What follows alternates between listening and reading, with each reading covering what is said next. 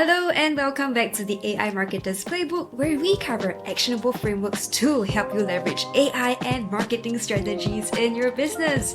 I'm Audrey Chia, your host, and today I have with me Susan Frew, a real powerhouse in the AI and small business space. Now, Susan has transformed the game for so many small business owners, leading her own company to an incredible 535% growth and securing a spot on the Inc. 5000 list. She is the author of Compete on Awesome with AI and has delivered over 50 AI keynotes. So from running a successful business to creating custom GPTs, Susan brings really practical, real-world AI solutions to entrepreneurs. Welcome to the show, Susan. Hi, Audrey, thank you so much for having me. What a treat. I am super excited to hear from you. So tell us more about your journey, before AI, and how did you even get started in this amazing world? Well, so my background is somewhat in tech. So I started out in AT&T Wireless in New York City many years ago, and then ended up on a launch team launching new markets. And then I ended up being in charge of 2 countries in the Caribbean. So I was in charge of Grenada and St. Vincent and the Grenadines, and we built out their network. And then when I left corporate America, I came back to the States and I bought a business coaching firm. And through that, I met my husband, who was a plumber. We started a plumbing and heating company. But truly, my background and what I love is always been in tech. And I've always tried to bring us further ahead in technology than we were. And, when AI first started, getting more mainstream, I guess, 2 years ago, I was just first on the bandwagon. I was trying everything. I just loved it. I took as many courses as I could. I followed people like you and Isar and some of my heroes and sheroes in tech and just, study. I think I consume probably 8+ hours a week of new content to learn and stay updated and practice. Wow. But yeah, and every single time I deliver a keynote speech, I have to redo the presentation. And it's funny, Audrey, because I never counted this, but I realized this last week. I have 22 videos in my keynote, and they're short. A lot of them are Loom screen videos, what have you. But now, whenever I go and do a new keynote, I customize it so much I have to replace 17 slides and videos. That is amazing. It's so tailored for your audience. Yes, and I think that's really important. I think that's what audiences want. That's what they expect. They want to have their content really curated for them and give them the most value. I'm so curious, right? So you talked about, being able to share very tailored keynotes, right? So what are the different types of keynotes and what are people mostly curious about? Well, it's interesting. And, maybe for you and I, Audrey, we think, everybody's talking about AI. Everyone knows how it works, right? And then you go out there and you speak with an audience of 300-400 people, and a fraction of them know about AI and what's going on. And the rest of them are just either not paying attention, or they don't think it applies to them, or they're not interested. I'm not exactly sure, but it's sort of mind-blowing to me. Yeah, I think it's very interesting because on LinkedIn or perhaps, on YouTube, there are certain spaces where we are really maximizing and leveraging AI. But it also appears to me that there are still a lot of companies, both small and big, they are still a lot slower to adopt. And I was a little bit shocked because I thought that GPT would probably be very mainstream by now. But there are a lot of people who still are not fully aware of how to use it, and they just use it like a Google search function, right? Is that what you have seen? Yeah, I think, people are using it as a really souped up search engine. Yeah, so I think that's what's happening. It's very interesting. I'm surprised. I'm just really blown away. But that's what's happening out there. So for you and I, we need to be educators, and we need to be sharing with people, what's coming and how it's going to impact their business. I think that's going to be key. That is what worries me, is that people are going to get caught and they're going to lose out to their competitors because they're not, getting on board fast enough. Yeah, definitely. And have you seen any because you've been in the space for quite some time, right? Have you seen any specific particular trends or how people have, responded differently to AI over the past 2 years, perhaps? Well, I think that a lot of people are using AI for writing. So they're writing emails with it. They're maybe writing content. They're maybe doing blogs and newsletters. That's really the biggest application that I've seen. But no one is really taking it to the next level. And what I've been doing now, I go on site and I do a full evaluation. So I first have all the key leaders in the company fill out an evaluation survey, which is pretty comprehensive. And then I do an interview with them beforehand. And then I create the presentation and go on site. And then I will build some custom GPTs. But I think that they all need to have a finance one. There's no reason for you to be poking in the dark doing a horrible budget when you can build a GPT in a few hours and there you go. Yeah, and it's super cool that you mentioned finance, right? Because, for example, marketing and copywriting, these are the, top of mind use cases for most people. And it's a lot more accessible and easy. But for finance, it's also a very interesting use case because it pertains and it's relevant to so many business owners, right? But yet, not many people, including myself, know how to fully leverage AI for that. Could you shed some insight into how Sure. do you even get started on this, Well, first, necessity is the mother of invention. I used to spend a whole week writing the budget for the plumbing company for the next year. And I would do it like the week of the United States Thanksgiving because it was kind of quiet and I would get it done. And, I'm not really a big numbers person per se. And I am dyslexic and I have a little ADHD. So both of those things with numbers, big, not good. So what I did is I built a GPT with key performance indicators that I knew were built for the plumbing industry. And then I taught it how to evaluate my year's performance and then to create a budget for the next year by saying, we want to increase our sales, we want to increase our revenue, what have you. We're actually going the other way in our company. We've downsized significantly because I'm not there anymore and my husband just prefers a smaller group. So the numbers we have still are the same though, like so much percentage for this and so much for that. I can show you one that I built. Amazing. I think it would be great to see in action. And I Sure. think it's very interesting that you're also drawing on your own experience, when you're running a company with your husband, right? So that's really real world problem, real world solution for that.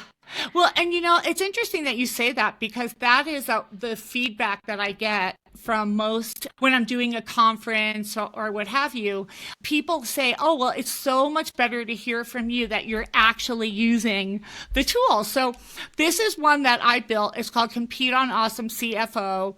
And then I built in, a lot of key performance indicators on the back end and some analyzation information that I got from QuickBooks. And you can get that kind of information online anywhere. Like how do you analyze the profit and loss? And you can even go on Reddit and go into some of the rooms where there's accountants and things. They'll be happy to help you.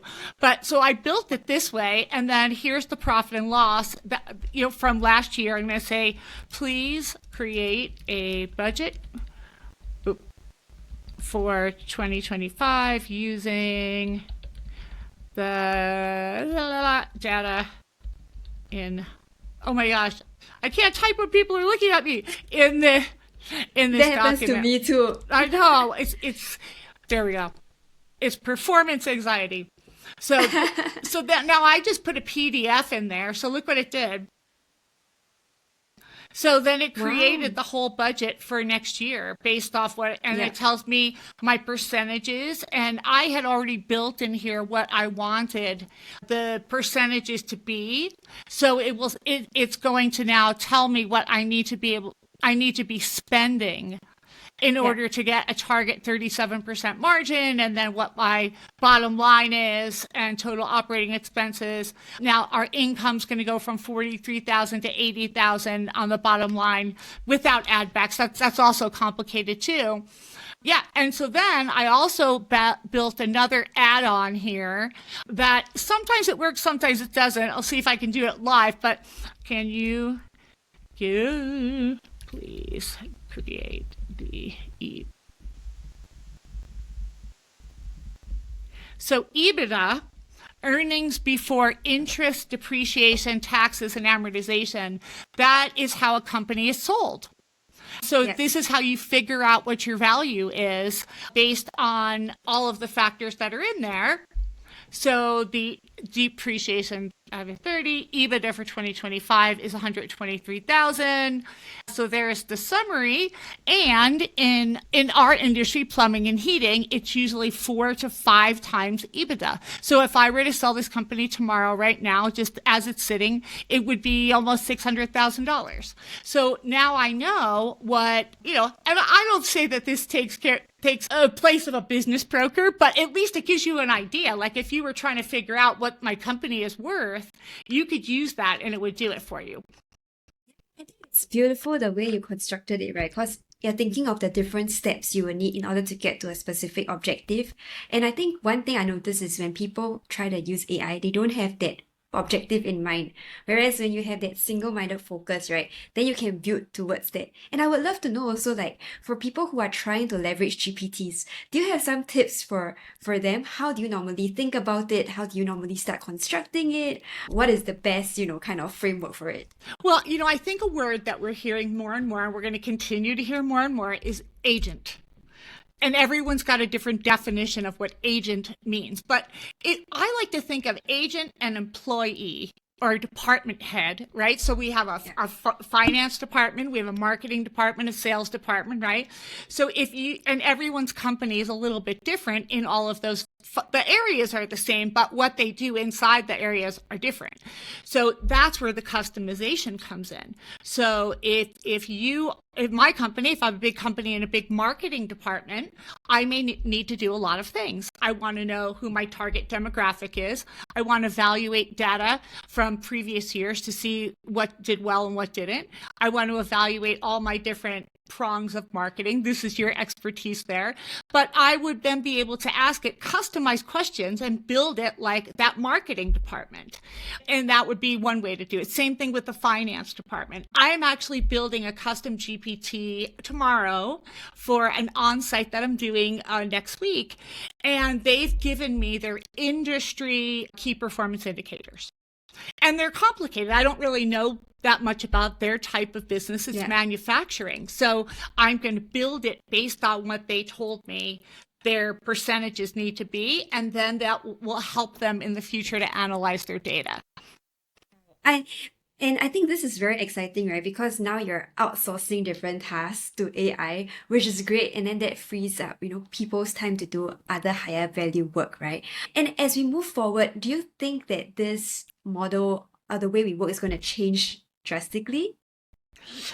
I do. And you know what? I think the good news is I think that we are going to have better friendships and better relationships and better one-on-one conversations because we are not bogged down with all this nonsense that we need to do and have a list like this long of all the things that I need to work on this week and just get rid of all the minutia so that you can be the best genius person that you can be and the best friend and customer and vendor and relationship builder, because that's never going out of style. Definitely. And I think I love that, very optimistic point of view. I also share a really optimistic point of view for the future. But I do know there are some people who are still sitting on the fence. So have you heard of perhaps clients or attendees feeling a bit more cautious of AI and wary because of the fear of AI taking over their jobs? Because in all honesty, the level at which AI is performing right now, even just after 2 years, is incredible. And as a copywriter, I have had chats with other copywriters who shared the same sentiment of, wow, AI is so good right now, you don't even have to prompt it as, efficiently as before, but it still gives you a really high quality output. So that's also something to consider. Audrey, in this last year, I gave 2 keynotes and my bad, I did not ask the right questions in advance of the meeting planners. And in both instances, there were audiences where the people were concerned about their jobs. And I didn't know, and I really didn't know that. And now I know better. Now I ask a lot more questions. Is there any like underlying sentiment in your company? Are people concerned? Do you foresee that there could be a reduction of work? And in both instances, I got really bad reviews of my talk. And I'm like, wait a minute, what's going on here? I never get bad reviews. Oh dear. Yeah, so tell us more about the Yeah, experience. so and, well, one of them was a bank. And banking, and a lot of them, so it was a corporate banking situation, and they are a lot of analysts. I mean, you saw what I did. I mean, I don't have an MBA, a finance degree. I'm not an accountant. Like, I just figured out what my company is worth in 30 seconds, and I had to create a budget for next year, which, come on, that could have taken 3 people. So I think that's an industry that they're very concerned. So you just need to know your audience, because I believe that there are people that are worried. And had I known that, I probably would have positioned part of my talk in a better way. yeah, definitely. And for people who are fearful or, a little bit more on the fence, right? What do you have to say to them, or what are some of your thoughts about it? Because I can see why, for example, for a lawyer, for an analyst, for anyone whose jobs are more perhaps routine and they have certain processes, I can see how AI would be a great way to streamline all of that workflows. But that also means making certain roles maybe a little less, necessary moving forward. So that's also, a big question mark. Well, my advice to everyone is this: compete on awesome with AI. You cannot ignore it. I say be curious and cautious, because there's going to be bad actors and everything. But I feel like if you're worried, that you should start studying. You need to start learning. You need to sharpen your pencil and listen to some podcasts, even just get your toe wet, start using ChatGPT a little bit, put it on your phone, use the visual modality, which is fantastic. Even recipes, the best recipes are there. So even if you just start with that, and just another piece of advice that I give to people for the next week, this is your homework. You're going to jot down all of the things that suck your time and you don't like to do. And then week 2, let's try and find an automation for some of those, so you can be more focused on the things that really make an impact in the world and are going to be part of your legacy. Definitely. I love that. I love being able to reframe your perspective, right? Because, if AI is going to be here, you're either afraid of it or you go with the flow and you learn how to leverage it. And even for other copywriters, I always tell them to start expanding your skill sets. So instead of fearing that, a lot of our jobs are going to be replaced, I rather build on new skill sets on top of what we already have, so that you're always relevant, you're always, needed in a very strategic way for the company. I think that is very important for everyone to remember. Yeah, I agree. Yeah. And Susan, I would love to know also, like the journey of building an AI first company. I know you transited from working with your husband to building a new venture. What was that journey like for you? Well, so our journey is a little personal, but I speak about it on stage all the time. My husband got very, very sick last year, and we were really both kind of over running the bigger company anyway, and we had run into a lot of roadblocks, and they just seemed insurmountable. And one day we just looked at each other, and so what had happened is he got really sick with his asthma, and he ended up in the hospital for 8 days. And that's a long time to be in the hospital with asthma. But then he came out of the hospital, and a few months later we went camping and he got struck by lightning. So he's alive. So I have to say that because people will send me condolence cards. But he's alive. But that really was a wake-up call for us. Like, what are we doing? We're not happy. Let's find what we love to do. And for him, it was just having a small group of people to work with, just doing this one particular kind of work. And we downsized it. We automated almost everything. We cut the budget down to nothing. And, now, and I went back to doing what I love, complete 100%, because I was doing 2 jobs for a long time, flying all over the country and then trying to do a lot with the plumbing company. So now, we've created the life that we want, basically, Wow. thanks to AI. Wow. And it's beautiful to see how you sort of went like a full circle with, your passion and then doing other things and then coming back to doing this and also Yeah. impacting the lives of, I'm sure, so many business owners. But for business owners who are new to it and trying to get started, what is, a kind of framework that they can adopt to start implementing AI? Because I think that there are still hundreds of businesses out there who are still confused, struggling, or just not really maximizing it. So here's some easy first steps. You need to go old school before you go new school. And that means that you need to evaluate your company with everyone around the table who has a stake in every process. And you need to process map the whole thing. And it doesn't need to be fancy. Sticky papers, notes, magic markers, just get everybody together and you map out all the spots in your company and you find out where there's a bottleneck, and that's where you want to try to apply the AI, is where there's a problem and would make everyone happier and more efficient. So it's employee satisfaction, I think, Audrey, that's going to be a lot coming out of this. Instead of people doing things that they don't like doing, let's automate those and get you doing the things you love and that makes you productive and happy, and everybody wins. Wow. And are there specific tools that you recommend businesses to adopt, or is it a custom solution? What usually works for you? Well, one of my favorite tools, well, I mean, Notebook LM, love that. But one of my favorite just tools for any business is a chat hub.gg, because it's all of the AIs built in together. And if you're concerned, like, what, they're not telling you the truth or it's not doing the right information, well, you put one prompt in and you get 6 different responses all at once. And if you need 12 responses, you can get all of them for $19 a month. And I also say to people, you need to invest the $20. Like, come on. Yes. Just invest, just do it. Like everyone's missing out on the fabulous chat GPT on your phone now, and because they don't want to pay $20. I'm like, okay, come on, everyone, just reach into your pocket and take the $20 out, and I promise you life will be better. Yeah, I also share that, like, this is the best $20 you'll spend every month. I tell that to everyone.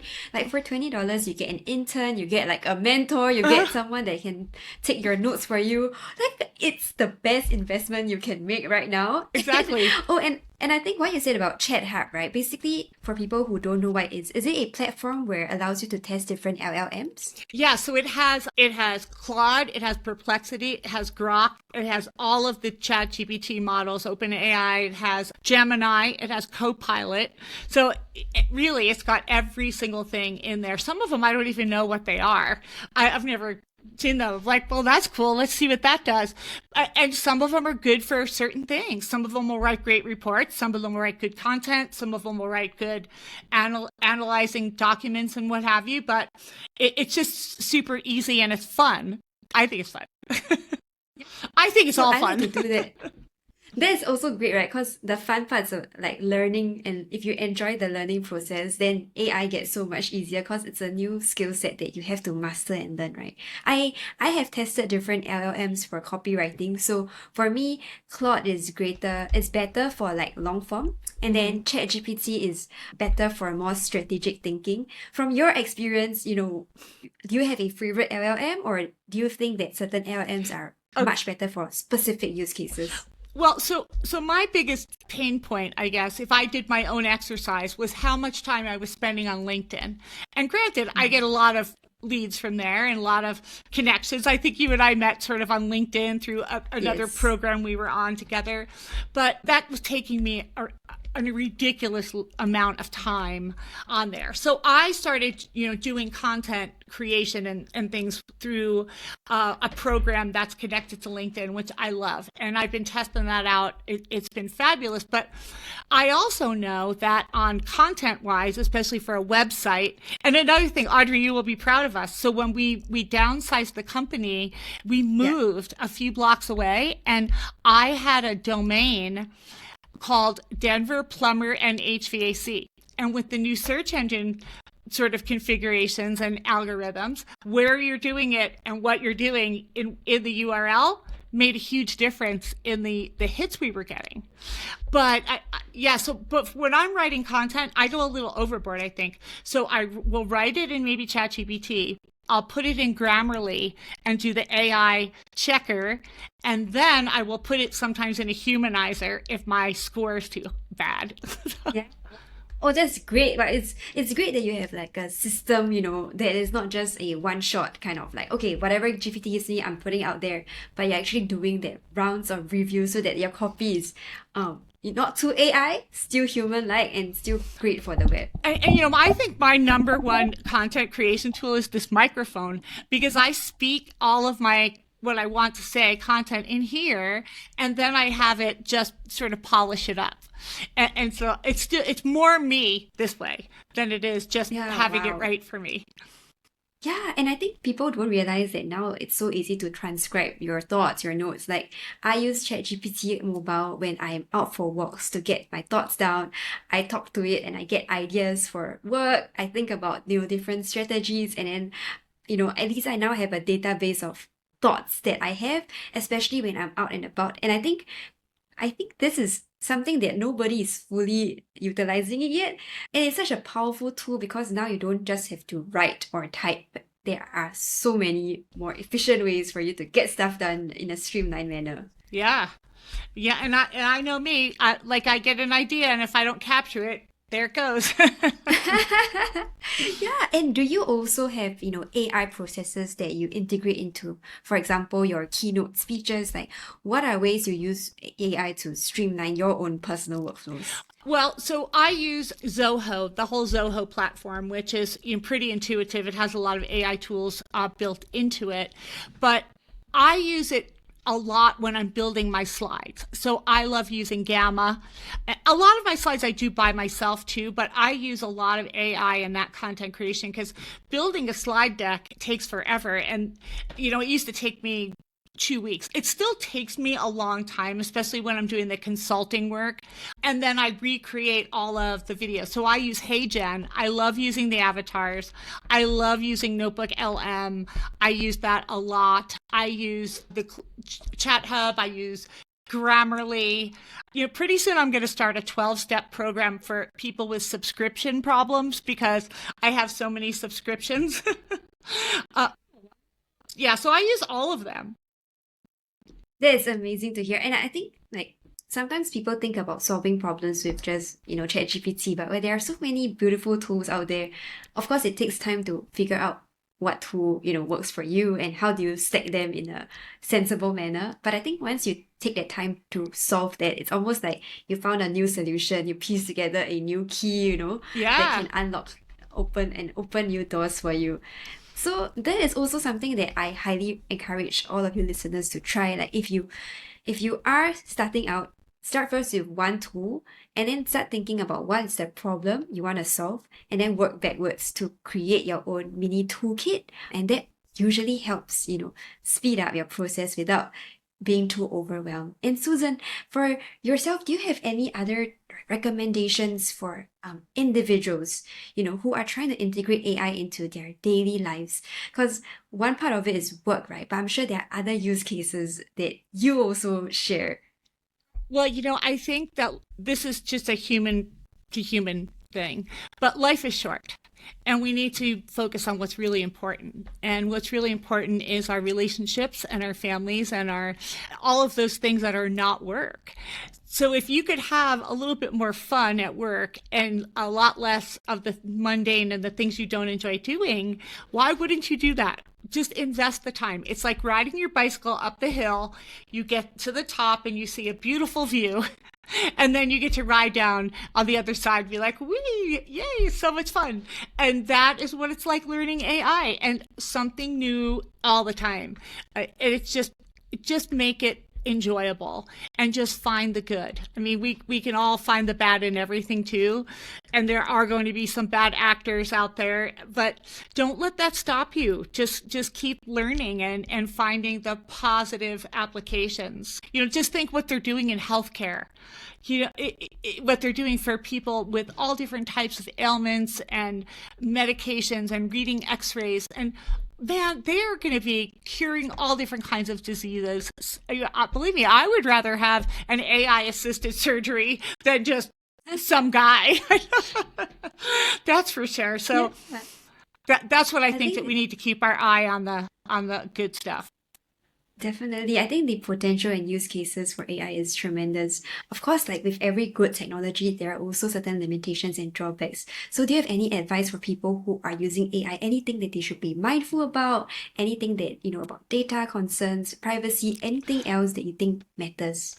Well, it's funny, Audrey, because people say all the time, oh, I'm concerned about my data. I don't want to put my profit and loss statement in there. I'm like, okay, have you ever logged into anything with your Facebook account or your Gmail account? Yes. Okay, well, why do you think that when you play with ChatHub, Meta and Gemini have the best response? Because they have the most data. And this is the whoever has the most data wins kind of thing. So yes. I think you should be cautious and curious. That's what. I love that balance, cautious and curious. And before we wrap things up, Susan, I would love to also know a bit more about your perspective because you seem like a very positive, energetic person. I think you have also been through quite a number of, challenges as well as celebrations in life. And yet you still have this amazing attitude. So what is your take on life and how do you see things? Well, interestingly, we have had a rough time in the business. We crashed and burned and almost did make it back out. And then I've had some health challenges. My husband has health challenges. I personally have had 10 concussions. Ski racing, mountain bike racing, I don't know what I was just doing really wild daredevil things. But you know what? Once again, life is short, Audrey, and you just need to go out there and just make yourself happy and be grateful every day. Every single day. I know it feels like that's a poster or a sticker or something, but I'm serious. If you start every morning with, these are the things I'm grateful for, and some days it's like, I am grateful for my dog, and that is all. Yes. But some days it's a little bit harder than others, but if you really just get in the habit of doing that, things are going to go a lot better. I agree with you. I think one thing that I personally picked up was during the darkest moments in my life, I think the opposite of fear is gratefulness or appreciation because it just helps you to focus on the positive things that are worth celebrating. And like what you said, life is a gift. Things will change. AI is going to be here. Jobs will evolve. But again, life is a beautiful adventure. And I'm also so glad to be alive and so glad to be ready being taken on this adventure. So thank you for your time, Susan, and thank you for sharing those amazing insights. Thank you, Audrey, for having me. It is an honor and a pleasure. And thank you. I look forward to seeing the podcast out there. Thank you everybody for tuning in, and don't forget to subscribe to the AI Marketers Playbook and hit the bell for more actionable marketing insights. See you next time.